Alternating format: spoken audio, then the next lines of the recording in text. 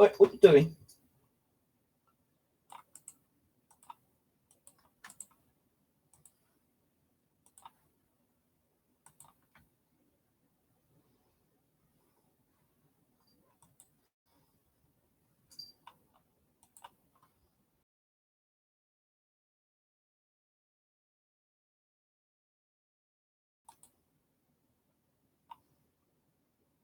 Right, just give me a minute, guys.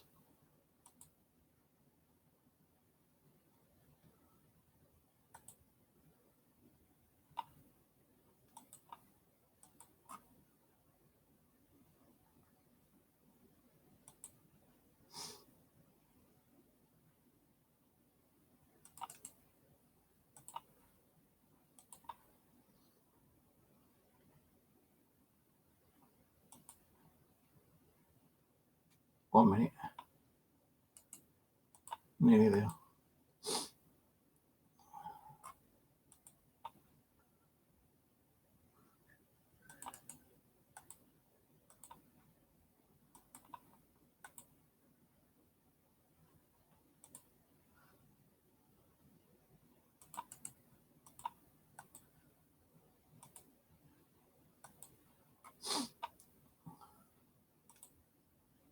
All right.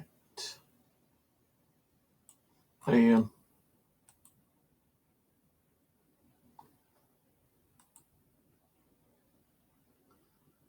are we going to do? Yeah, one moment. Just got to get a link.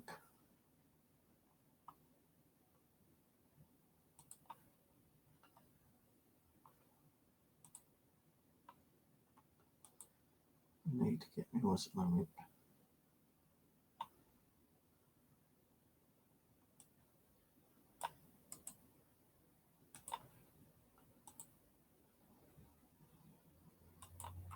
Can't seem to get my YouTube working properly for some reason.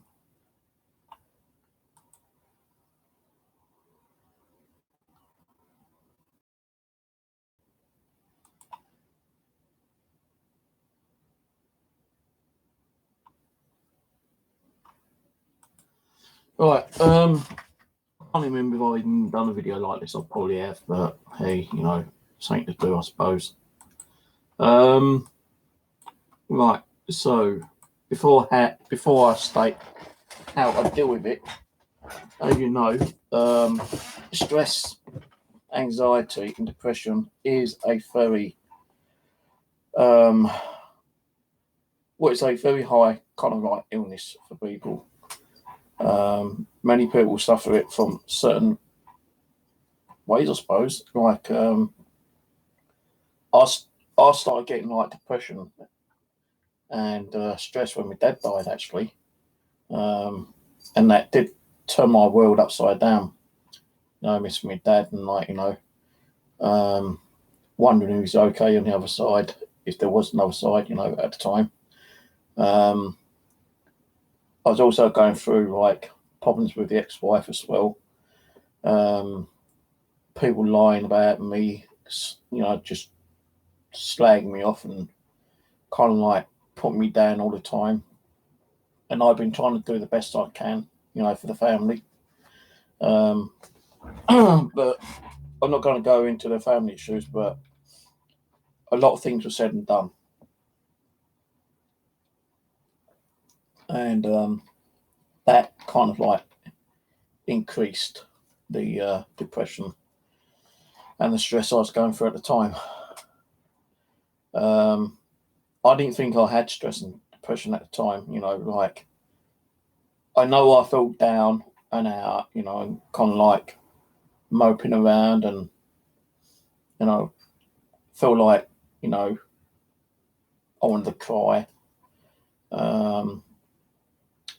There's several things going through my mind at the time when I was actually having, stress and depression. But then later in life, like, just over 2 years ago, it kind of accelerated. Now, before it accelerated, I actually did go to the doctors when I first moved in here, because I'd been homeless and been in temp accommodation kind of accelerated my stress and depression. And I had to go to a doctor, and he said, like, yeah, I think you're suffering from stress and depression. So I had to go on medication, and I went on a different medication than what I'm on at the moment. I can't remember what it was, but it was some different medication I was having.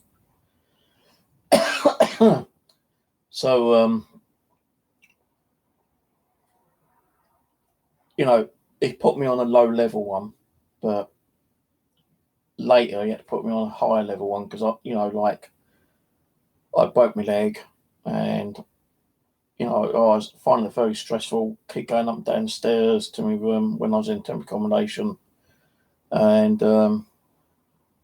eventually, like, the council moved me to another location, and that kind of like stressed me out even more because I got a letter one day saying, right, you've got to be out of that room, where you are now, and be in another location within like 2 hours.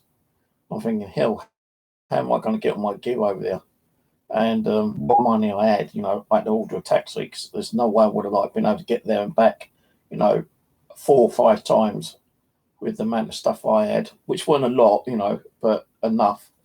I wouldn't be able to get it on the bus there and, kind of thing. So I had to order a taxi. And I was moved into a new location. Now, the council was on me back half the time, telling me I had to do this and I had to do that. And, that was stressing me out as well. So it's kind of like a lot of different factors that was causing me stress and depression. And there weren't no way of getting rid of that.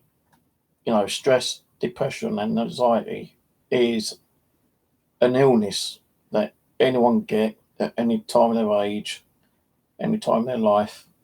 And people think, some people really do think, it's just stressed out. He'll be all right, give him a couple of days. It depends on what kind of state of depression and stress you're in because, no, it can get worse. And it can be, life-threatening as well, I suppose. But when I got moved into the second location, I was there on time kind of thing. And I found it a lot easier to walk around, I didn't have to keep going up and down stairs and in and out doing things with a broken leg. But, it was stressing me out because I couldn't get out. I was sitting indoors all the time, kind of thing. And that's stressful. And, it kind of was also depressing as well because not getting out and the doctor's telling you to rest your leg all the time. I'm thinking, well, what the hell can I do? I can't just be sitting here watching TV all day, kind of thing. So I did actually keep going out, kind of thing with my walking sticks. And, I did find that going out was helping me a little bit because I wasn't sitting indoors, I wasn't moping, I wasn't getting bored. I wasn't listening to all the bullshit screaming and shouting from the neighbours. So that's why, I continued doing the paranormal when I was doing cemetery stuff. But when I got, the council come down saying, oh, you're supposed to be looking at the locations which may be available, you're meant to be it's kind of thing they put you on where you have to bid for, properties for them to move you out the temporary accommodation into your own accommodation like I am now. And I found that was also stressful because I keep going on the internet and logging on to this particular website and trying to find somewhere that I liked to be. And if there weren't nothing on the internet, the council would come around with a list. And, you had to put your name down. Plus you had to go onto the link where the location was, and you had to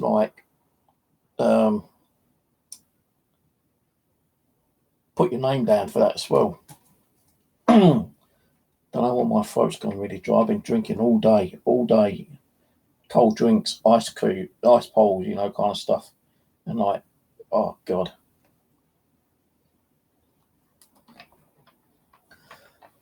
So I eventually did get a place, being here, as you know. And that alone was stressful, just moving here, because like they said that, there's a place there, you've got to go and look at it. And the letter said, if you don't take it, then, you're going to be homeless, full stop. It's more of a threatening letter than anything else.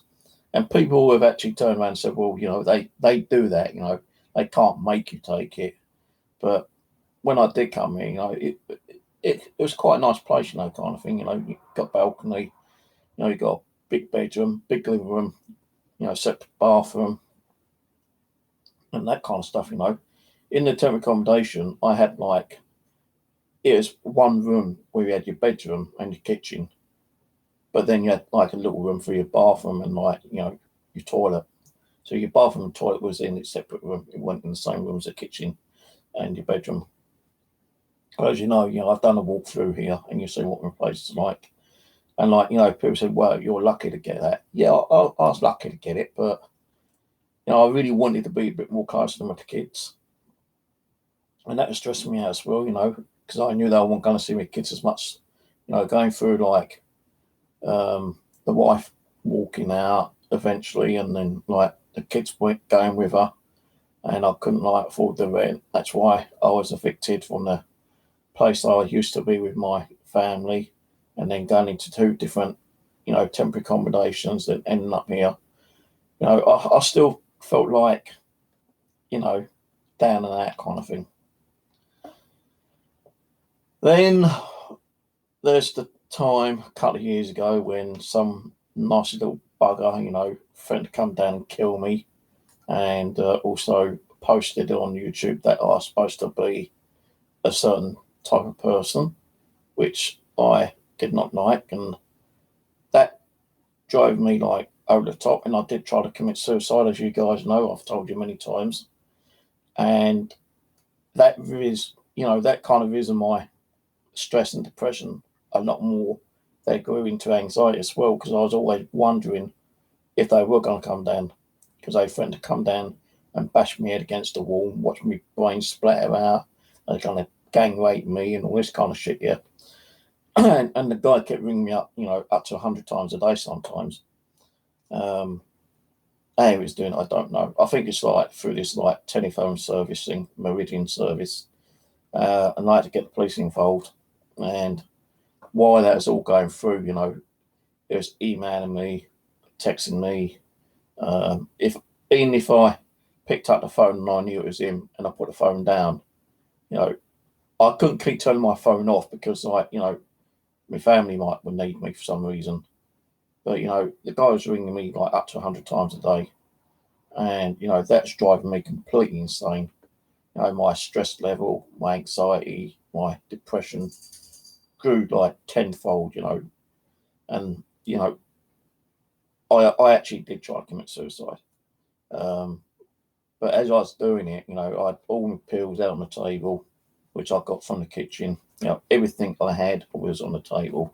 And I started taking them, and suddenly a little, you get that little voice in you saying, don't do it, think your kids, think your kids, think your kids, don't do it, think your kids. That kept it's like a recording kept replaying itself.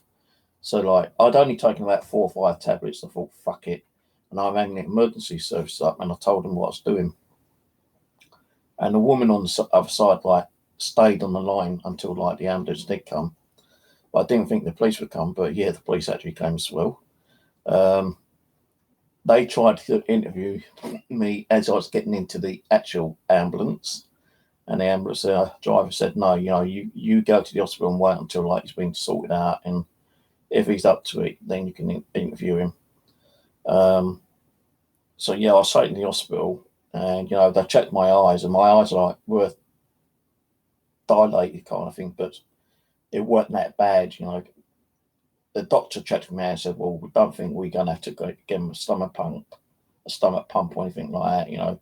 We're giving something to make him relax, and probably he might make him puke up or whatever, but he won't need a stomach pump, because if he said he's only taken 5 or 6, then that'll just go through his system within the next few hours or something.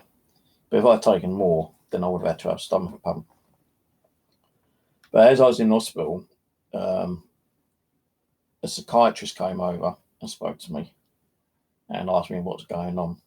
And she goes, I think you need to see a therapist, a special kind of psychiatrist who's a therapist, and we'll put you on a course, and we'll try to get you to forget about what's just happened and think of the future. So I went on a 16-week course with this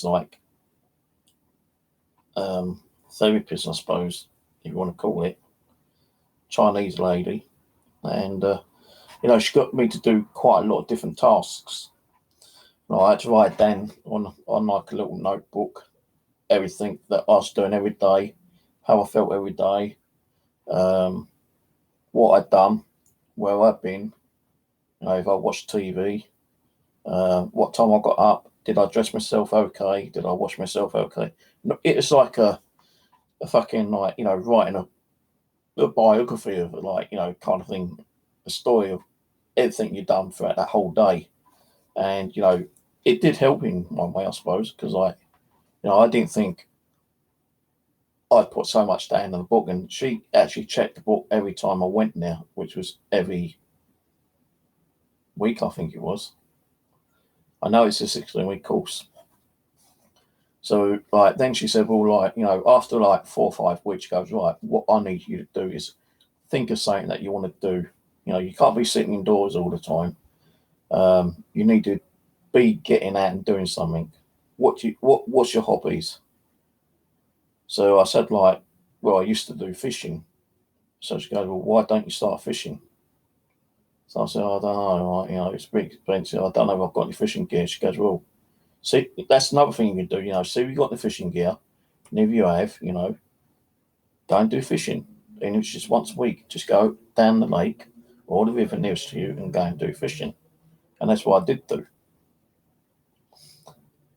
And then she, going there every week, she's giving me ideas on what to do. And I was doing those ideas, and at the end of the 16-week therapy, I actually bought her a couple of potted plants because she told me that she loves potted plants. So I went and bought some potted plants as a thank you, because she did kind of help me out and get me back onto tracks. I'm not saying that everyone who has stress, depression, anxiety, whoever goes to a therapist is going to get that kind of help and it's going to work for them. It kind of works all different ways for different people. Different people have different types of stress and depression and anxiety. There's fucking hundreds of types. And some people have done more things that I've done, they've probably attempted more than one suicide kind of thing, And I kind of feel for those people, actually. Yeah, I'm okay. Hello, Esty. I'm just going, I just wanted to have a chat, kind of thing, because people have been saying, oh, you actually, you look a bit pissed off, you look a bit fed up, you're okay. Yeah, I'm okay, So after I'd done the therapy, I started doing other things, I got back onto the paranormal a lot more.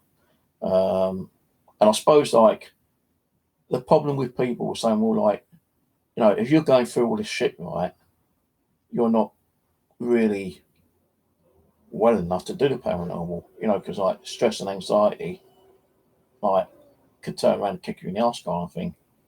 And I'm thinking, well, maybe it can, maybe it can't, but it seems to be helping me actually, talking, they probably, people do think you're crazy, people think I'm fucking crazy. Sometimes I think I'm crazy myself, to be honest, But, talking to what you believe, the spiritual side, kind of did help me as well, I got to do a lot of research, learn a lot of things, understand things. Hell, how many fucking things you've seen in this house?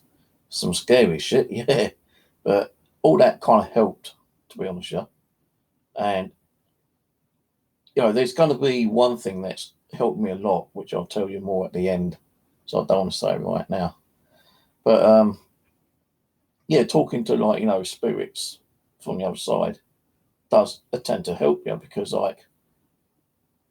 although people might think, oh, that guy's a kook, he's talking to someone who ain't there, like, what's he doing, Well, I believe I'm talking to a spirit, someone who is deceased, and it doesn't matter to me if I know them or not, if it's someone who I don't know and they just want to come and say hello and give me, some information about themselves, give me a story about themselves, then great, I'm okay with that.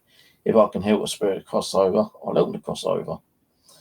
Now, doing this don't mean that you're fucking crazy. Even with the stress and anxiety and depression, that alone can make you fucking go crazy. I have heard stories of people actually ending up in a fucking mental hospital because, like, the accelerated of depression, anxiety, and depression. They've been locked up and had to have medical treatment because, like, they've even been on like death watches because, like, they continue trying to commit suicide and it's just like a mental breakdown they're having, really. And I'll be honest with you, I think I've had a couple of near enough mental breakdowns. I feel like sometimes when I go out, should I jump, should I just step in front of that bus? And I'm thinking, no, just think of that poor bus driver. All the forms he's going to fill out, he might have to leave his job or he might get fired. Just think of the poor guy who actually, like, can't stop in time to, like, stop you from, like, doing something stupid. There's so many ways that people will commit suicide, hanging, slitting their wrists, jumping in front of a bus, jumping in front of a train. Just think of the poor train driver, and all the passengers, that's just terrible, guys. It's terrible. And, like, how many people have done it? Because nasty people out there want to fuck up your life. And that's what it mainly is. People is fucking up your life and making you go for all the shit. And I've had to deal with it.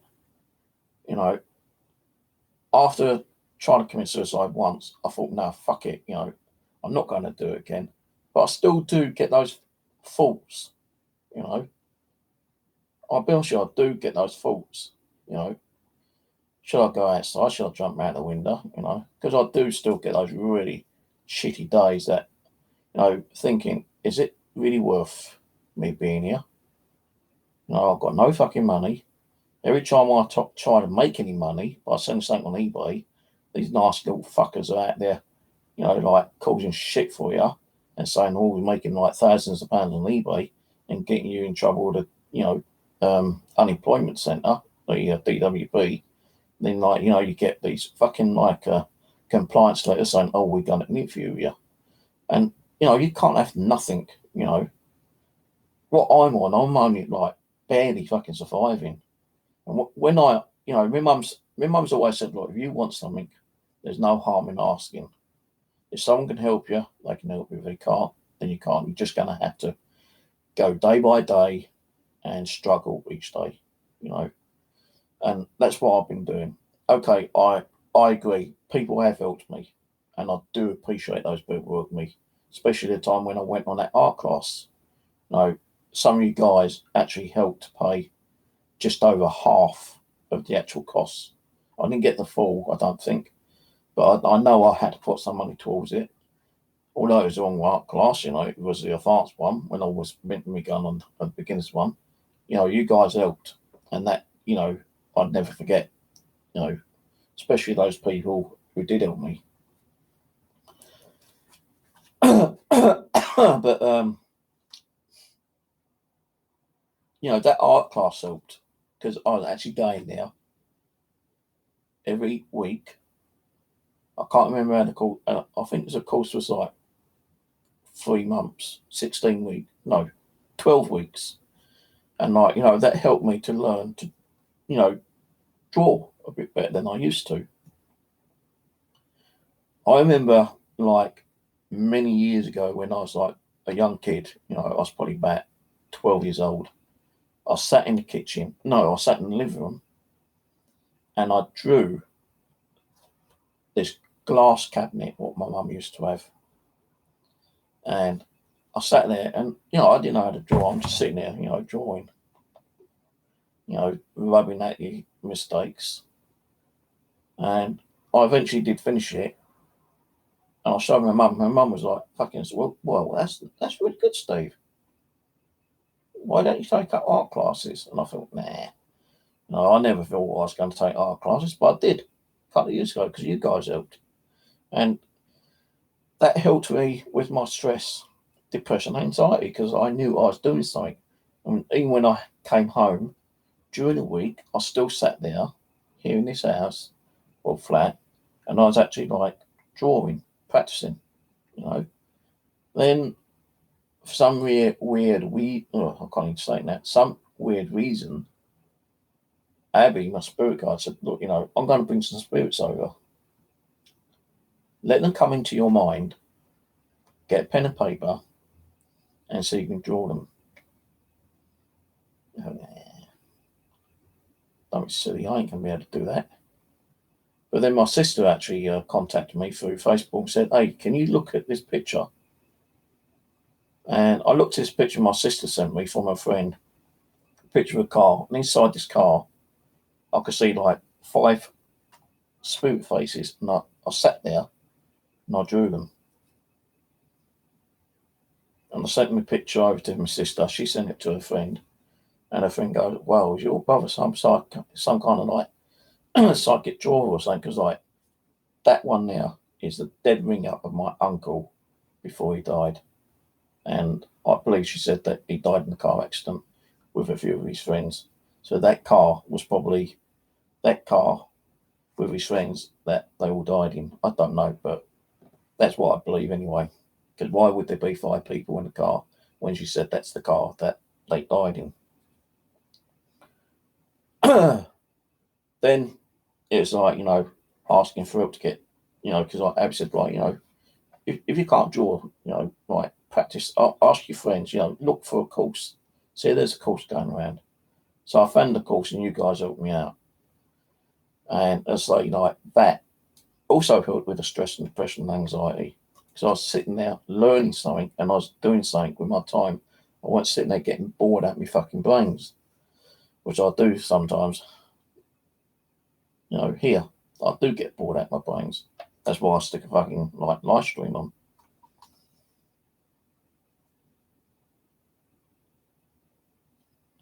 So I'm not reading chat, by the way. I'm having issues with YouTube.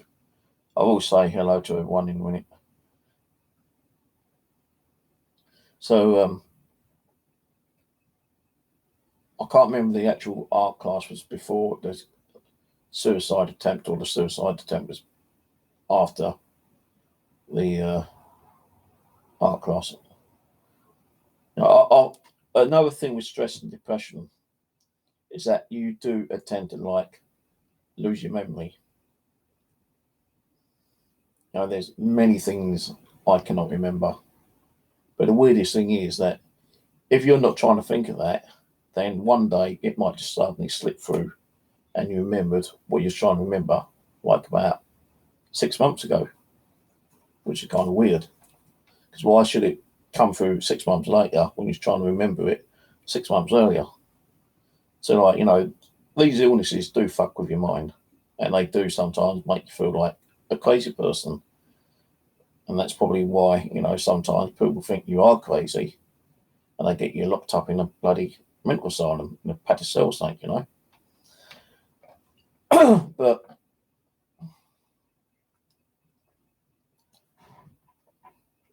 over the last couple of years, I have been able to find ways of lowering my stress and depression down.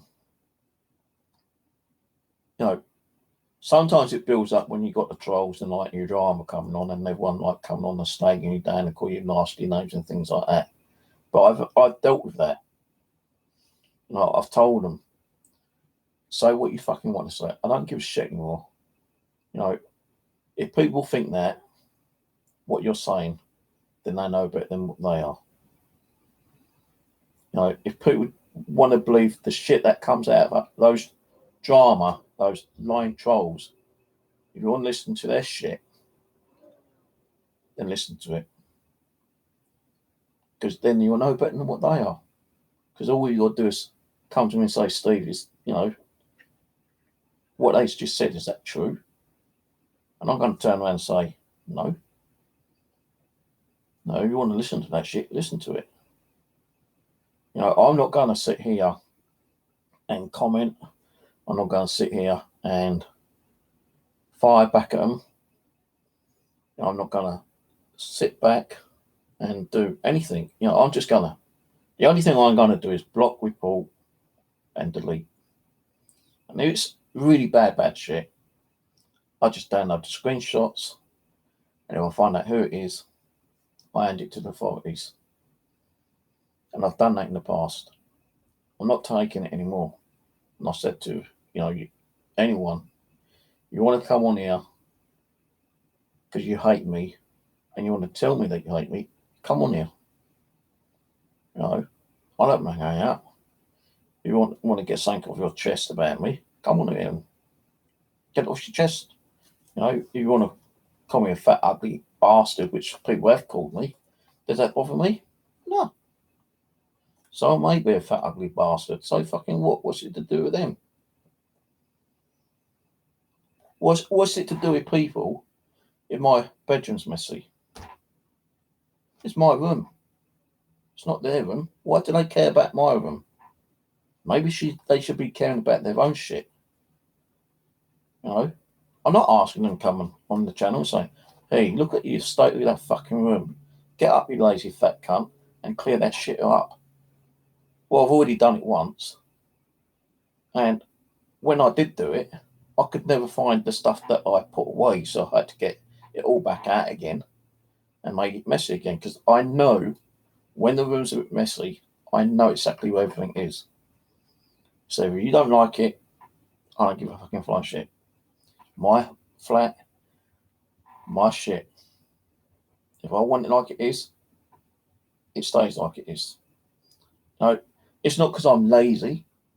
It's because I then know where everything is. I'm not a hoarder. And I used to like watching like that hoarder program, and I'm thinking, Christ, I ain't going to be like that. My ex-wife was a hoarder. She used to go out and buy stuff all the time. And it used to be all over the place. In the bedrooms, in the kids' bedrooms, sometimes even in the bathroom, in the kitchen, in the living room, everywhere. The reason she used to do that, because she used to go to the car boot fairs, flea markets, jumble sales, and buy clothes. Then she used to go and buy like tins of food like salmon, ham, pork, coffee, and all that kind of stuff. The reason she done that was because she used to send it over to the Philippines every 6 months or a year, because it helped her family out, and especially the food and stuff like that was cheaper. And although it probably cost her quite a bit to send over, it was still saving her and her family money, because the Philippines, their wages are like, well, a week's wage over there is like half a day's pay here. So that's the reason why my missus hoarded as much as she did. But on my early video, when I first started out, if you look at the very first EVP, in the background, you can see the whole room covered with stuff. Now, yeah, some of that was mine, but there's also a lot of stuff there which belonged to kids. There's also a lot of stuff that belonged to the ex-wife, and also some of the stuff that she was hoarding so she could send it over to the Philippines when she wanted to. And I had to go a couple of times, and it didn't sink in, and that kind of stressed me out quite a lot, because there wasn't nowhere to fucking move after time, But I've not got as bad as that, Sometimes, yeah, this room might look a bit more cluttered than it is. I had a hell of a lot of stuff in storage when I was evicted, and it went into a storage facility, and I was paying like £200 a month to keep my shit in there. And as soon as I started running out of money, my sister said, well, the only thing you can do is like hire a van, which she would drive, and she would come up and take all the stuff out of storage and take down to her place and put in her garage and my other sister's garage. And it took her, like, it's a box van. It took her over, I think, about 3 trips to get all my stuff out of storage and back down into like Kent. And when I moved in here, I had to like hire the fan out again for her to bring all the stuff up back to here, kind of thing. So all that was stressful and like, depressing and all that kind of shit.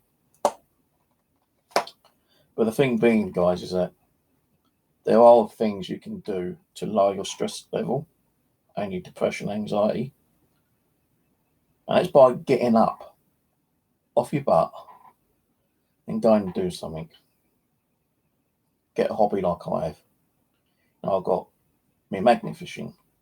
I've got me milk detecting.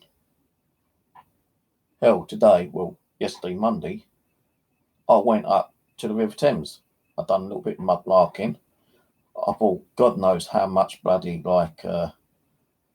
their old clay pipe stems home. I found a couple of clay pipe bowls, but they didn't have no stems on. They was all broken. But I was thinking whatever I can get, I'll bring home because I'm going to try something. I'm going to try to make a bit of like art out of it, which people do. Like it's like some people will like make ornaments, pictures and stuff like that.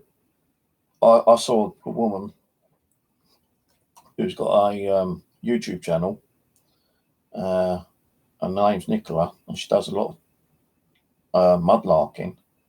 And she goes along the Thames and finds bits of broken glass, and she'd bring that home, and she's made out like several different types of like fish. She's actually made a fish out of all the broken glass, and that's amazing. I'm thinking, well, if you can do it out of glass, then maybe I could make something out of like the pipe stems and even some of the actual pipe heads. So I bought a crap load home today, and I'll sit here, I'll get a cardboard, I'll get some super glue, and I'm going to try and make something. And if it's, good enough, I'll probably like put it on the back wall. Don't know what I'm going to make out of it yet, but I'm going to make something out of it. So I bought like half a carrier bag of like clay pipe stems. And these clay pipe stems, are from like 1600s up to like, 1900s. Now I was trying to find some with like some decorations on, but none there. But I bought like bits of pipe stems from that size to about that size. And like, I'm going to sit here one day and I'm going to like try and make something out of it. Don't know if I'm going to use it all. If I don't, I can make more than one thing. I was actually thinking of making like a little box. That'd be cool. So what I do is like get a row of like stems. So it's like, let's just pretend my fingers are like a pipe stem, yeah. I'll have a row sitting on like flat, and then I'll make like a wall on each corner or each side to make it look like a box thing. And then I can like stick anything in it, like loose change, or use it as a pencil holder or something. I'm going to do something, or I might try and make something out of a picture frame or something. And if I do, you'll get to see it. I might do it on my actual other channel, actually, like my woodworking one. I might try to incorporate my woodworking, because I've not done woodworking for quite a while. And any kind of like hobby, it does really lower your stress and depression down, and including your anxiety. Because every time I've gone out, I've not been sitting here moping. I've got off my arse. I'm not sitting here watching TV or watching YouTube or doing any harm to anyone. I'm out doing something, and it really does help. It's like your own therapy. And also, you get to meet people. Not, people as like, get someone to make, a new best friend or something, but people come along and say, oh, got any found anything, mate? Whether doing magnet fishing or motor detecting, found anything nice, mate? Nah, not really. You just stand there talking to a complete stranger. Nah, I just found a few recent like coins, or I found a King George coin. Really? Yeah. What year was that, mate? And just have like general conversation. That also lowers like your kind of like stress and depression and everything there. So getting out and doing something really is like your own therapy, and it does help. Even when you're doing your paranormal, that helps as well, because like you're doing something, you're concentrating, you're thinking of something. Even if like some people, as I say, will probably think you're fucking cuckoo, you're crazy, because like you're talking to something that may not be there. What do you expect us for an unseen force like a spirit person to actually manifest in front of the camera and start talking to us? Do you think that's ever going to happen?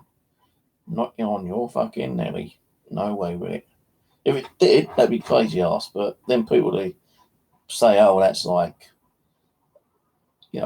fucking trick videography, or like he's got some kind of like beam there, or he's probably got one of those what are they called, cine cameras or something, and he's like ejected it kind of like in front of him, making it look like a real person. He's sitting there having a conversation. That ain't gonna happen. Neither of the ghosts did appear in front of me right now. He said, hello, Steve, having a great conversation there, aren't you, mate? Thinking, hell, do you think I'll be talking to the ghost? I'll probably be fucking half mile up the rope before before I fucking even start talking to him. Be crazy ass. I know I said I've always wanted to see a ghost, but, if a ghost appeared right beside me right now, going, hello, Steve, and I'm going, well, I'll be straight through the door. I won't go to the door and open it. I'll be straight through the fucking thing. And I'll be going through both doors, probably through the plain glass balcony door, and jumping over the fucking like 30-foot wall, probably like busting all my legs open and everything. But I won't be sitting in here talking to a ghost. Although I wouldn't mind, but I don't think it's ever going to happen, not in my lifetime.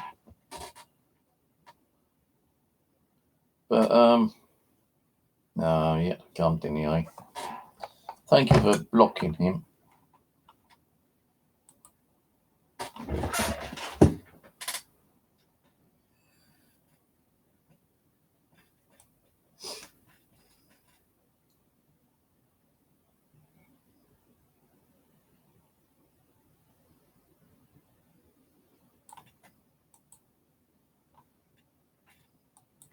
Hello, New Jersey. As I say, like, we all got different types of like stress, anxiety, and depression. And I really do sympathise with everyone who has it, really, because like it's not a nice illness to have, But to be honest with you, just sitting here talking to you guys right now, it does lower that stress and depression down, and anxiety, because like I ain't got to sit here and panic and worry about things, like that Wally you just came on then, he got taken care of straight away, and I didn't even know he was there until like I looked over and I thought, here we go. So like, they will come on here and they will try to fuck your channel up.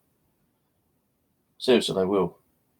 They won't let you have a conversation. They won't let you, try to even help other people out with the same kind of illnesses,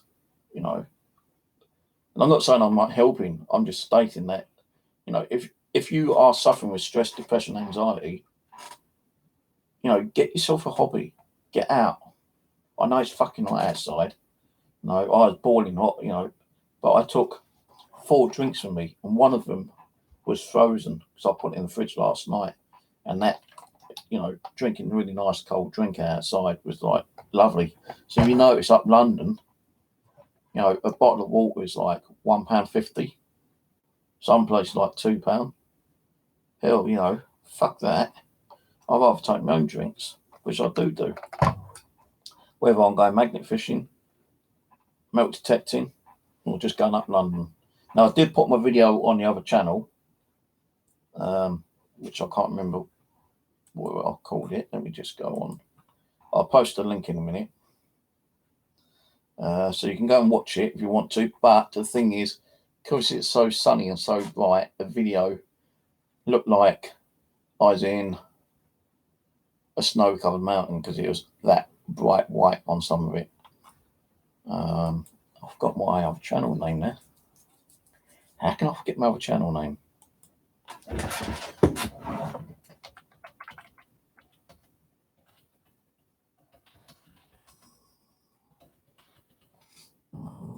think that's the one.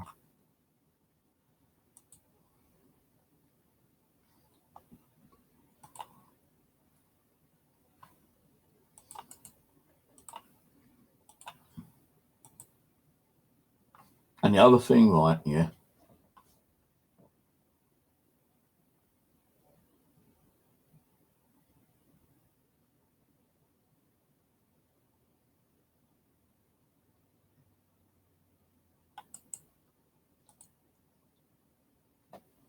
Thank you, Ian. There we go. There's the video I done today, yeah. I try, you know, seriously, I took photos, right, of London Bridge and the HMS Belfast. I've come home and I tried putting them on my computer, and the memory card's corrupted. I can't get the pictures off, but I have got it on video. But I would like to have kept, you know, got it on like picture, so I could have uploaded on my Facebook and my G Plus. But yeah, I could have took my metal detector, but where I went Blackfriars, I needed a like mud lurking permit to actually metal detect on that particular part, and I don't have the permit for that one. You know, the £75 for 3 years, which is pretty good, which I will try to save up, you know, my loose change over the next several months so I can actually afford to go and buy one.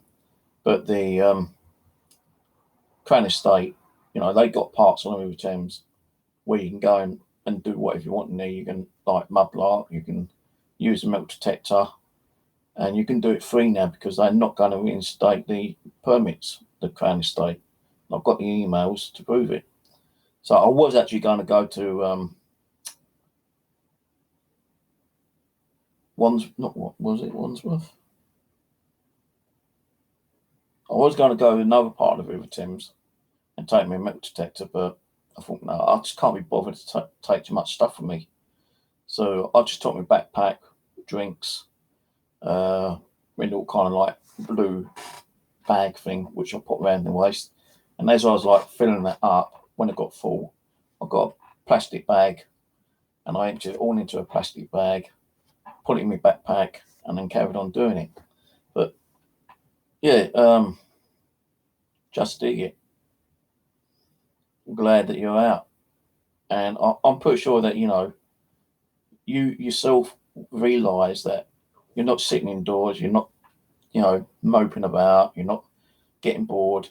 Being out, you know, metal detecting is a good thing because, like, you don't know what you're going to find metal detecting. You know, you could find that gold coin tomorrow or a Roman stamped, hammered. I mean, a Roman hammered. You might find a gold ring. You know, it just takes time. You know, all I've found is like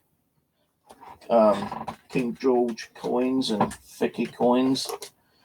I actually thought like this was a real gold pendant thing, like, but it isn't.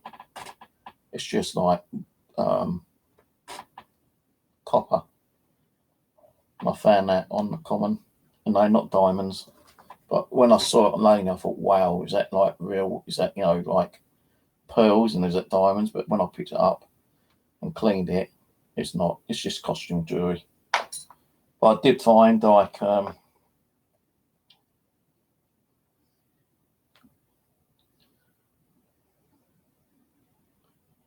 silver shilling, and I also found silver sixpence, well before 1940s. Now I've got some of the coins here. These old King George coins, mainly King George 6 and 7. I'm finding a hell of a lot of musket balls. I even found like 4 marbles. And last time I got the marbles out, got 4 of those ones, just the green ones, and they were over a common, not right next to each other. It's like one was there, like 100, 200 yards further up, you find another one. You go around the corner and up the pathway and around another corner, and there's another one sitting there. It's like it's a kid that done like, that Hansel and Gretel kind of thing, like, leaving a little trail of marbles. I found 4 marbles, right, on one day.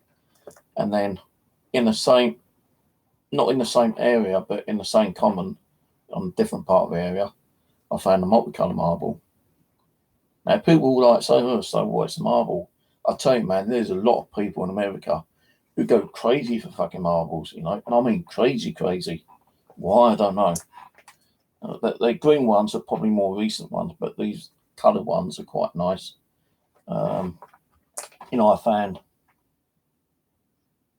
a pin. I even found a ring which I thought might be real silver, but isn't. And I've not even cleaned it up yet properly. Found that silver. That was over what was it? Thornton Heath. And like there's a lot of coins I have got, but I've not put in a box. I've started putting them in like a coin folder, which I keep losing. Well, I did buy some coins off eBay because I wanted to learn a bit more about the coins. So I started buying a few, and I managed to get like 200 coins of one person for like a £5, and it had like half p's. It had like the half shit penny ones. It had like some of the King George ones. It even had some silver sixpences in there as well, which was surprising. But I did find a silver sixpence myself, and I've put in this particular like little folder. The folder was only like £3 each, but and not all what I found, are good for joy. So 3/4 of these are actually from what I got off eBay, and it's just like as a reference. The ones what I do find, I've got another one of these. I'll start putting them in the other one, but I've gone and lost the other one. It's fallen down the back, I think. So,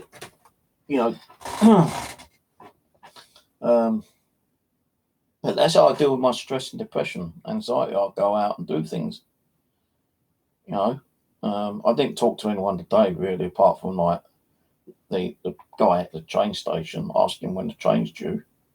And then I noticed that there's a men's restroom on the other side of the station. And I've looked at my clock, my watch, my mobile phone, and it said 15 minutes. I thought, I've got plenty of time. So I went over to go to the bathroom, and it's like one of those push button lock things, and you have to have the key code. So I've gone up to the guy in the station. I said, right, excuse me, I wanted to use the loo, but it's locked. He goes, oh, here's the code, just pushing the code and it go in. So I got the code, and I was pressing the code, and I'm trying to open the door, and the door still wouldn't open. And I was actually trying to open the door with the catch going to me left. And I tried about 4 or 5 times. I thought, I'm going to piss myself in a minute. I'm going to have to go and get that guy. And I thought, I'll try one more time. And this time I actually pushed the catch to me right, and the door opened. Well, thank fuck for that. Just got in time.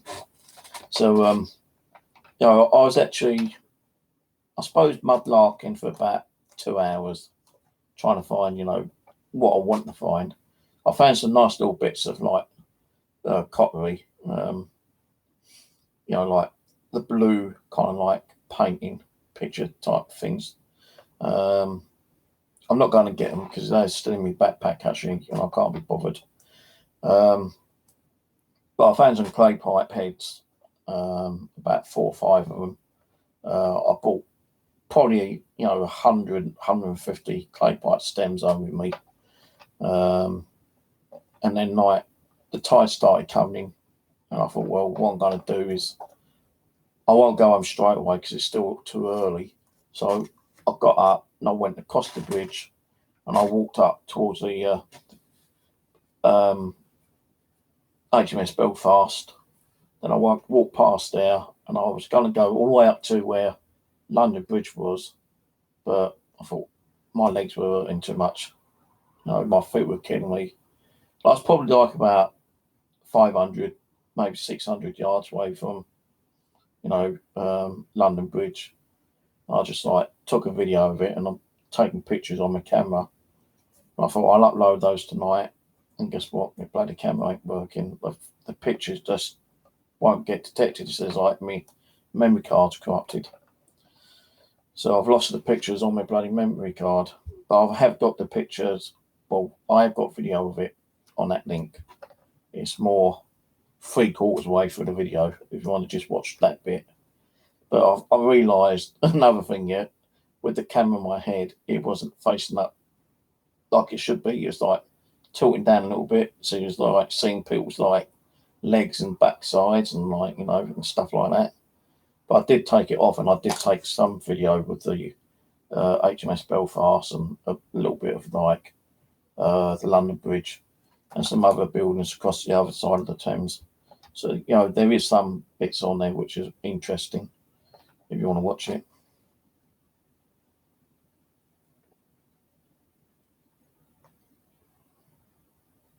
I love to find half guinea. I'm still waiting to find my first Roman hammered. Thing is, though, they say that you find them mainly in farms. I ain't got a farm near me. No, I went over to Farthing Downs, which is like over an hour travel on a bus, right? And I couldn't do Farthing Downs because I didn't want to get like caught by anyone or someone reporting me. But I knew there was a farm past somewhere near Farthing Downs. Well, it took me 45 minutes to go through Farthing Downs and down to this farm, which I actually did find. It's near a church. And I knocked on the door and I said, excuse me, mate. I said, my name's Steve. Like, I was just wondering if there's any possible chance I can do some metal detecting, if I can get permission. Oh, I'm sorry, mate. No, I can't give you permission. Because not that I don't want to, but the farmlands here I've rented, we rent them by the Lord. And like the Lord owns so many hectares of ground. He goes, if he finds out, then we might lose our, contract kind of thing. So I'm afraid we can't allow you. I said, was it anywhere? And he goes, no, not what I know of. I think like most of the land around here for miles is like owned by the Lord Manor, kind of thing. So I thought, fuck it, gone all the way over there, trying to get permission to do metal detecting on farm, and I can't do it. So what I'm going to do is I'm going to go down to Kent, where my family is, like my mum and my 3 sisters, and I'm going to go down on the weekend, and I'm going to take my metal detector down there. Now, where my sister lives, there's fields. You've got a big field in front of her house, and then you've got like the old mental hospital asylum fields. Now, I did ring up my sister a couple of weeks ago and she said, no, the grass is like too high. But further down, you've got a football pitch. So that I can do. Because I'm pretty sure they keep that cut down for football matches.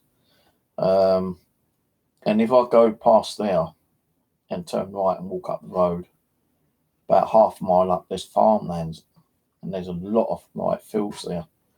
And I remember that we used to do like fruit picking there at one time when we was younger. So I'm going to go over there, so I'll get permission and do some like fields over there. And I'll probably stay there like for 2 days, like the weekend. Ask one upstairs, keep an eye on the cat, make sure the cat's got plenty of food. And go down on Saturday and come home on a Sunday evening. I might even do like Saturday, Sunday, and then come home Monday. Because she's the one who gave me the cat, and she said, like, if I need someone to look after her, just for a day or two, then she's willing to do that. So I might do that because, it's always farmland where people find fucking Roman coins or like guineas or, gold coins. You might find your like bit of gold, in parks and stuff, like the Americans keep doing. No, they get this is what I don't understand, right? Here, the council won't let you do it anywhere on their land. You can only do it on private land, right? So most of the parks, commons, and wooded area, you can't do around here, all right? But there is one or two that you can do without getting into trouble. That's the ones I'd stick to. Now, I could go all the way over to Reading and get a £10 licence, and that covers me for practically all their parks, commons, and woodlands. But apparently, what I've been told on Facebook is that the only fines you'll find over there's junk shit, so it ain't worth doing it. But how often would I go to Reading, once I've got a permit? Not that often, because it's going to cost me too much money all the time. It's going to cost me about £6 to £8 to get up there and back. And, I might not find nothing. But in parks where I could do, might be lucky enough to find like some gold earrings, a gold ring, a bracelet, necklace or something. And that could probably pay for my trip. But the thing is, people say, what do you do with your fines? Do you sell them? No, I don't sell them. I'll keep them because I don't think there's enough history for us. Well, what I mean, I don't think there's enough history. There's a lot of history out there buried. But if you notice that, every little bit of ground, some private investor is coming along and buying it and building a fucking multi-storey car park or a new shopping centre or a block of flats or some business. And it's just like being built on, and like all that stuff there ain't going to get found. It's going to like just rot away, and no one's going to find it. Some people have been lucky enough to find the hoards, but how many hoards have been found in the UK over the last 10, 15 years? Not that many. I'm not saying there's going to be loads of hoards of gold and silver and, that diamonds and rubies and shit like that. But, when you go out milk detecting, it's a chance on what you find. And I always cover my holes up. And I just don't understand why the councils won't let you go out and do milk detecting. There are, the odd ones will allow you to do it, like say Reading. But the other ones around here, no. I'm still waiting on trying to get permission to do Clacton Common. I do magnet fishing on their lakes. I've got permission for that. But trying to get permission to do milk detecting on there, still waiting to hear about it, because like apparently when I asked him about a year ago, he goes, I don't know, because a lot of people used to do it and they never covered their holes up, and people complained that they tripped over the holes and injured themselves. And even the park keepers went around and seen all these like holes dug up, and they could tell it's from like milk detectors, and like they put a stop to it. I said, yeah, but you know me, and I'm always cleaning my shit up. How much shit have I pulled out those lakes? How many like compliments have I had? How many people came and said, like, that guy's doing a great fucking job, kind of thing. And he's going, well, I can't say yeah because I said yeah to the magnet fishing because I'm in charge of the lakes. I'm not in charge of the common itself. So, I need to speak to my boss. And I've been waiting a month and I've still not heard anything. There's even a church just up the road to me, like 15 minutes walk. Church, which has only been partially used by another church that hires it out on a Sunday for their service. And they got quite a bit of ground on there. Derelict ground, not being used. I've asked permission on there. A month, still got no reply from them. Fucking ridiculous. And I don't want to be going there and doing it without, getting permission. So I don't want to get done for trespassing, for one. I don't mind gear confiscated for two. So it's more like, if you want to metal detect, it's travelling around, trying to get permissions. And if you can get a permission on a farm, which is like 50 mile away, then you're going to have to travel fucking 50 mile away. But, I can still do my magnet fishing. I was going to go there yesterday, but because it's so hot, and I knew it was going to be hot, I didn't want to be in that lake with my waders on and the sun beating down on me. I thought, nah, fuck that. So I decided, I'll go to Blackfriars and do a bit of mud marking instead. But I've got all my gear sorted out to go up there later in the week if I want to. And I've got permission, and I'm the only one who's got permission to do it. So if someone else came up there with a magnet and they get seen, wait, mate, you can't be doing that here. Fuck off. Oh, as soon as I've got to do it, yeah, he's got permission. And that's me. No one else can do it unless I ask. If it's someone who, contacts me and said, I live near you, can I come magnet fishing with you next time you go on Clapham Common? Then all I've got to do is ask permission for that guy to come, and I'm pretty sure he'll be okay. But he can't go there on his own. He's got to be with me. But that's how I deal, as I said, that's how I deal with my stress and depression and anxiety. I'll get out and do things. I don't sit on front of the TV. Even this helps me out. Doing live streams.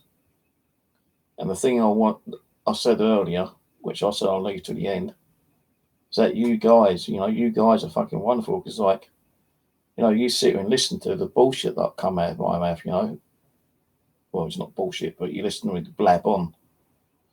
And you don't have to sit here and listen to me blab on. Some of you do, some of you don't. I know some of you are just sitting there, typing away, having your own conversation, which is okay because it gives you something to do, I suppose. But some people do sit and listen, which I appreciate.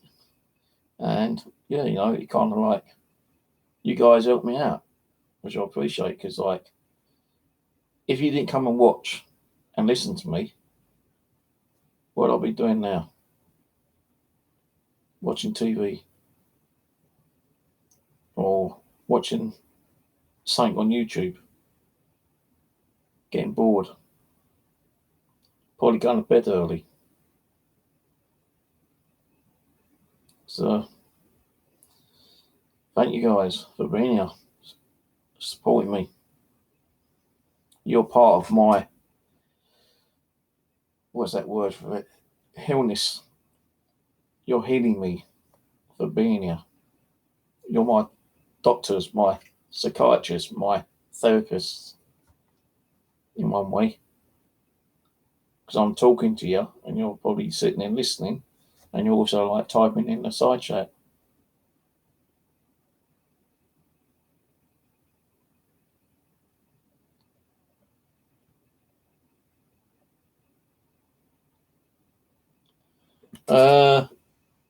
Yeah, I wouldn't be surprised. I know it was working earlier, right? But I think because had so much stuff in my pockets, and then I had my head cam. I had my cam in the same pocket in me, army pants kind of thing. and it could have like knocked on the camera and like, you know, kind of like damaged the actual camera itself. I can still take photos on it, just that the pictures won't come out. Would you believe I can't even think what I've done with the camera now?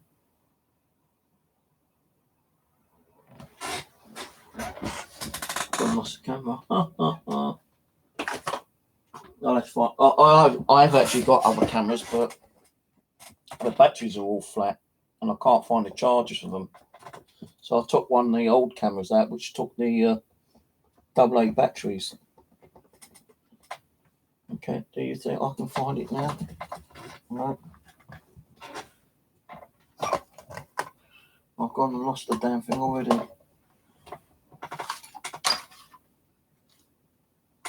But seriously, guys, you guys are awesome because, like, you know, to say if you weren't here, I won't be streaming.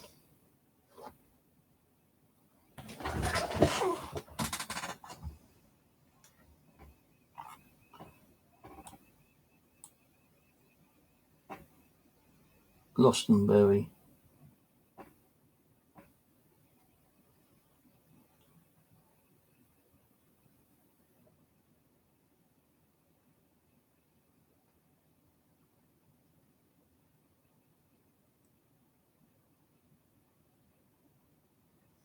I kind of like, hello, Susan. I kind of like keep most of my stuff actually. I've actually sent a couple of bits over to some guys in America, and they have got a YouTube channel. They're the one who actually invented the fufu. Now the fufu, yeah, if you watch on some of the videos, the fufu juice. This is what I thought. I thought, hang on a minute. And I'm watching the video, and then I found their eBay page, and the bottle is just an empty bottle. All they've done is put a label on, because the way it started off right was that they went out and they had the bottle with squirty water in, and I was squeezing it, and for some reason someone said, "Oh, what's that in there?" And he goes, "Oh, it's fufu." And I thought that was a good name, you know, fufu juice. And he actually made a label and stuck it on the bottle. Then people started asking how they can get it, and he started selling it on eBay. But on eBay, it's just the bottle. He goes, you can put your own like kind of mixture of like fluids in. So I'm thinking, fucking hell, man, anyone can do that.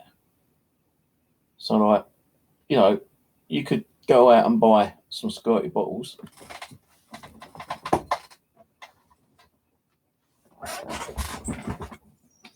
Like this, put your own fluid in it, make your name up, and you can go and sell it yourself.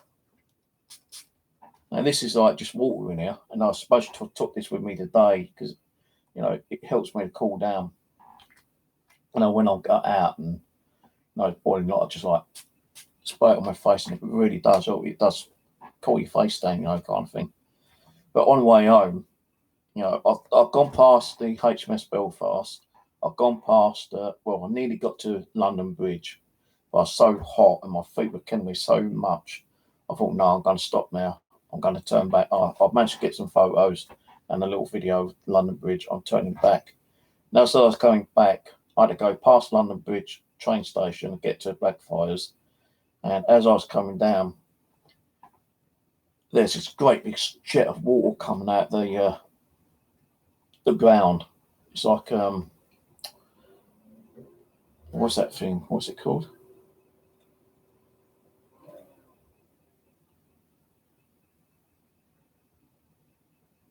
Can't. It's so simple words. I can't even bloody remember what they're called. It's like, you know, it's like a waterfall kind of thing, but it's not coming down; it's going up. And I just walked up to it. You know, there's a couple of kids like running around, you know, playing around with the water with their like dad, I think it was. And I just like walked up to it and I grabbed some water and I washed my hands. It's all nice and cool. I thought, oh man, fuck this. And I just like grabbed one, I threw it all over my face and I washed my face down. And I reckon like about 30 people were just standing there watching me.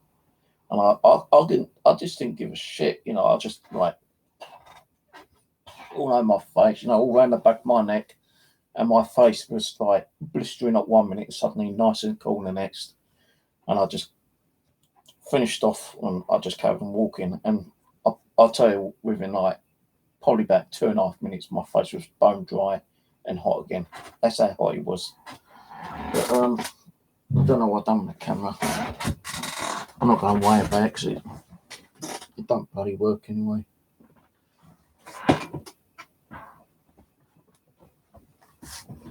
No, sorry. Reckon if I could remember what I've done with it and format the oh, here it is. This is the camera I was using, one of the old ones, and I've taken photos of the paranormal when I've had some really good pictures on this.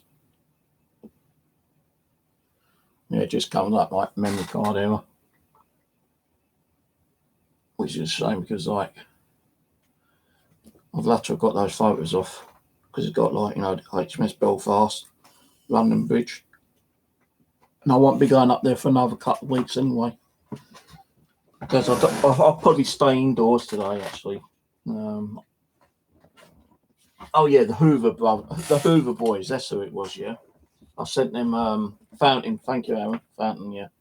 I sent them the Hoover boys some coins up, and I wrote a letter, not actually by hand because my handwriting sucks. So I typed out a letter, whole practically like A4 size. I sent them some like sixpences, halfpenny ship, King George, some Queen Victoria coins, probably about 20 coins, I think it was. And I asked them if they could send me like a couple of coins back. I wanted to get like an Indian head and one of the other coins they could find over there, quite a lot. I can't remember the other coin now, but I really wanted to get an Indian head.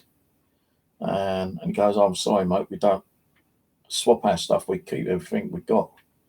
Oh, fuck it. And I've already like packed everything up and got it like, you know, filled out their name, address, and everything. And I thought, oh, fuck it, I might as well just send it to them. I said to them, like, you know, in an email, if you can do like a little unopening, you know, package and show them the coins I'll send you, that'd be cool. But if you can't send me nothing back, then fair enough. But when I found out that the foo juice bottles were theirs, I sent them an email back saying, like, you know, how much are your foo bottles? Because like you can't get them, or you know, although they're on eBay, it says like may not ship to UK. But when I was actually looking at their bottles, it's just a bottle with a printed label on. It's got no juice or anything in it because the listing says like we just normally use tap water. You know, you can use something else, and you know the label will just say foo juice. Now, I could make my own label and find a fluid that really does wash coins off pretty good, and then I could like make my own kind of like coin juice or like dirt remover or something, you know, call it something. Yeah, well, you think about that, Aaron. You always think those kind of things, pervert. So, like, you know, I could make things like that, but I'm not going to bother, you know. Don't really fall out with people, you know, that you're trying to, like, be friendly with. So I might say, oh, well, you know, it's nicking their idea. But anyone can take up the idea and do their own kind of shit, you know.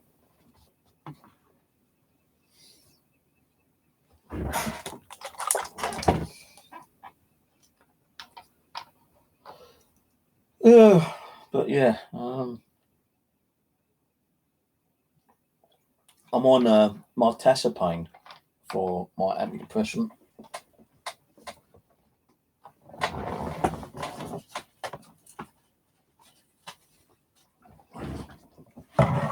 This is the 30ml one. And I've got like a 15ml, which is a smaller box. So that proves I'm on antidepressant tablets.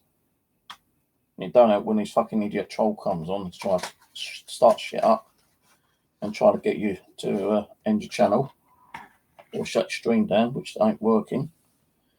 But I'm supposed to be on 45ml, 13, 15, 45. But sometimes I don't feel that depressed, so I'll cut the medication down. Like, I'll cut it down to 30. And if I feel like I'm okay and I don't feel hardly any depression or stressed out at all, then I'll take a 15, because if you don't have at least one of those tablets inside you, it can be dangerous. Because like, you got to have it inside your system, and if you don't have it in there within 48 hours, it can like start fucking you up even more. You can be seriously dangerous, apparently. So you've always got to like the minimum 15 milligram in your system at any one time.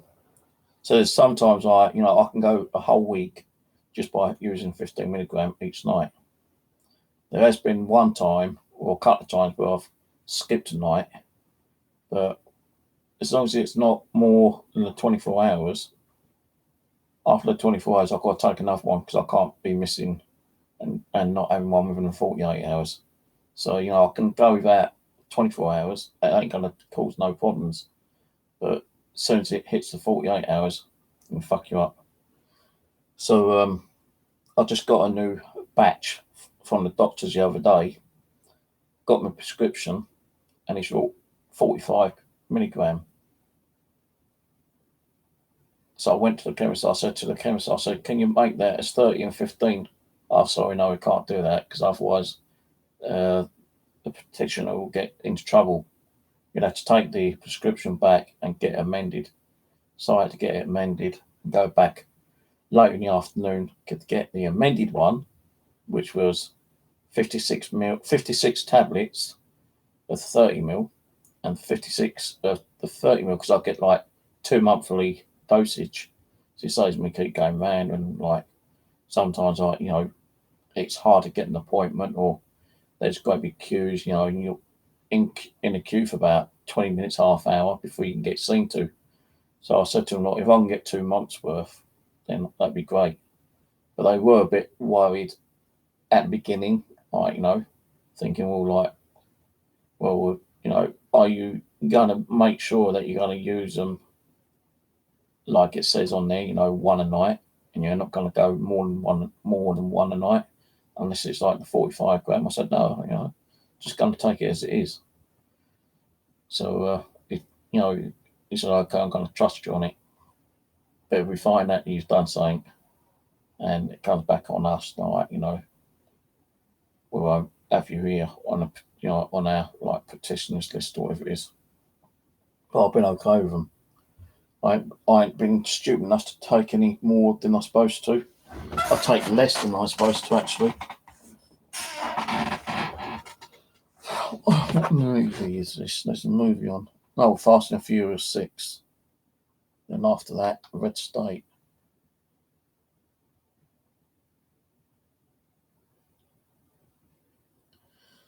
Red State. 3 young men are lured by the promise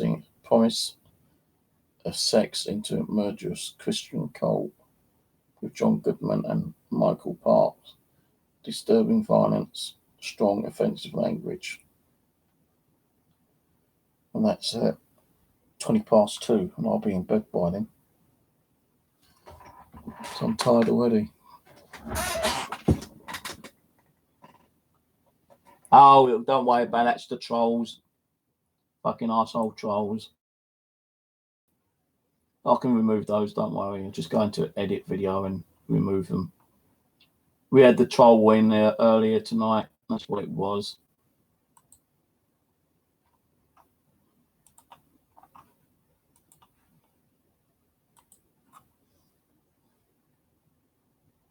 Now refresh your screen now and you won't see them. They've gone.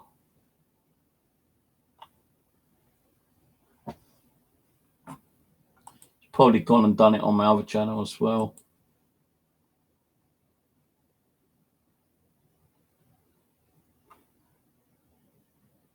Maybe not.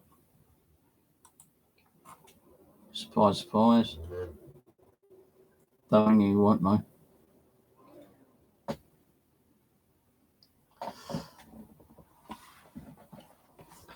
You shouldn't keep switching doses. It doesn't matter. He said, like, even the doctor said, look, as long as you take something and it's in your system, if you feel like, you know, you don't need to take the full dose, that's okay. It's not going to do much harm to you. It goes, as long as you take either the 15 or the 30.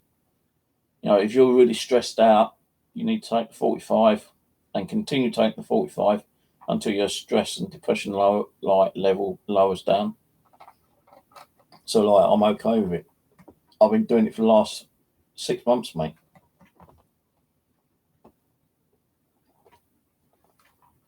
Well, I have to run out of that drink. So I'm afraid you're going to have to watch me drink my lovely cream soda.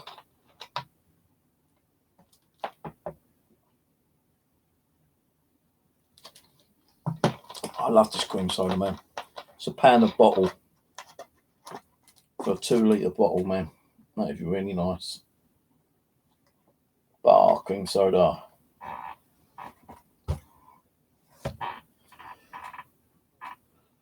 Right, so maybe this might have helped some of you guys. You know, if you are stressed out, depressed, anxiety, get up, go and get a hobby. You ain't got nothing you can do as a hobby wise, just go out for a day, you know, walk around. You know, go in your local park, walk along the river bank, you know, take a trip up to your canal, or if you live near London, go down to the Thames and walk around the Thames.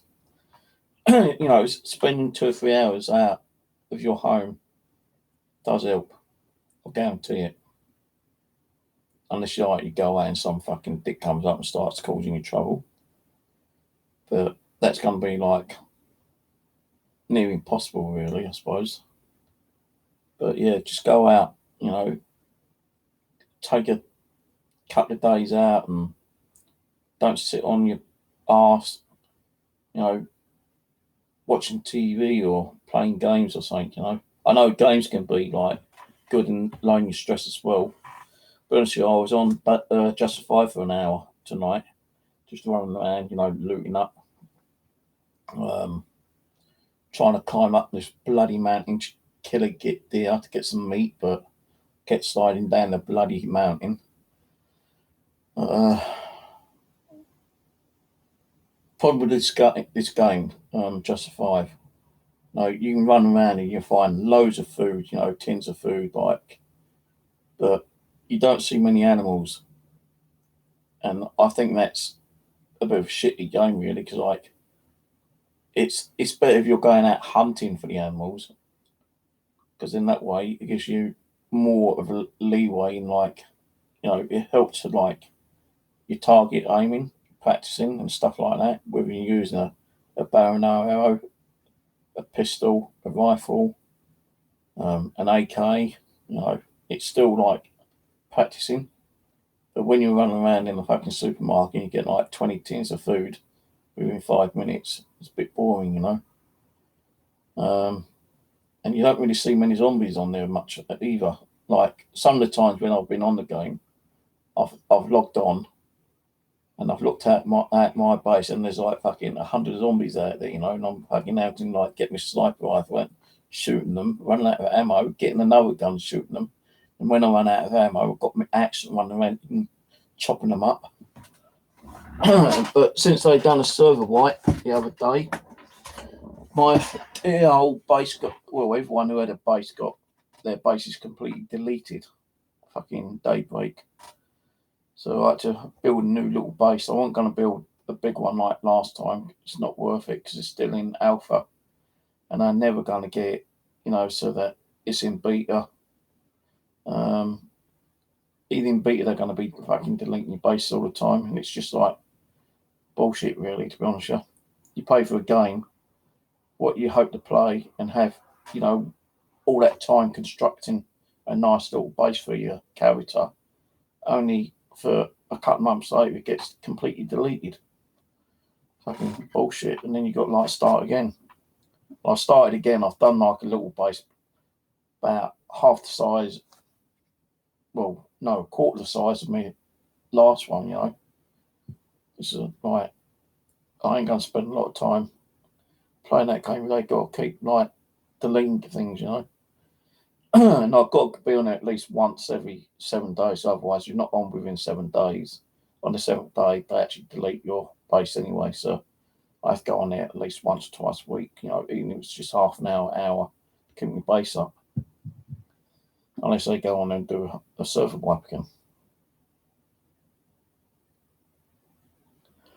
Hello, Rick. I'm just going, mate.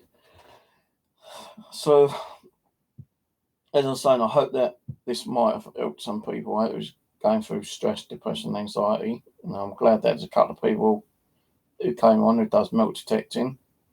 And they said that they go through that kind of shit and they found milk detecting is quite good. So then if you ain't got a milk detector or you ain't got a magnet, you can do other stuff, just take a day out, go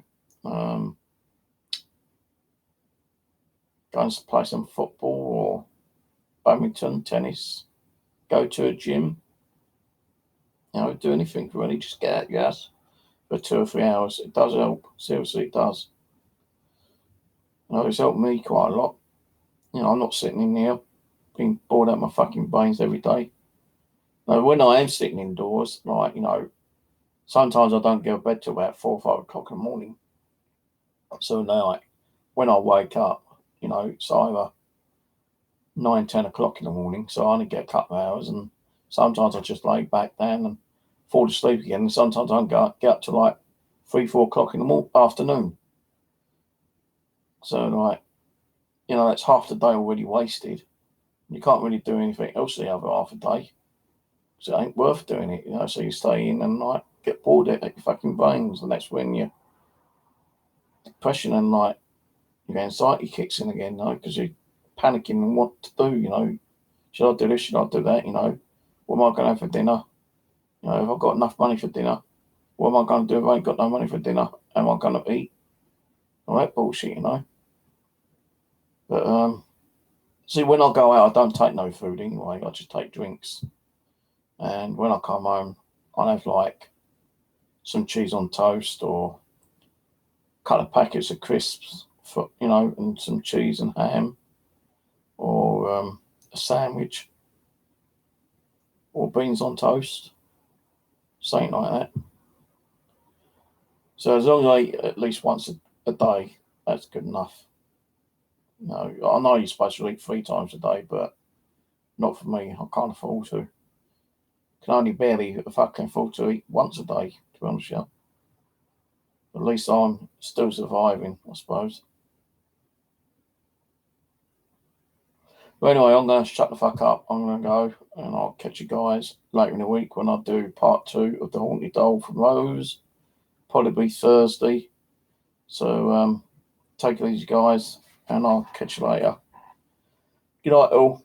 And Aaron, I might pop down to Sandra's in a couple of weeks' time if I can afford it.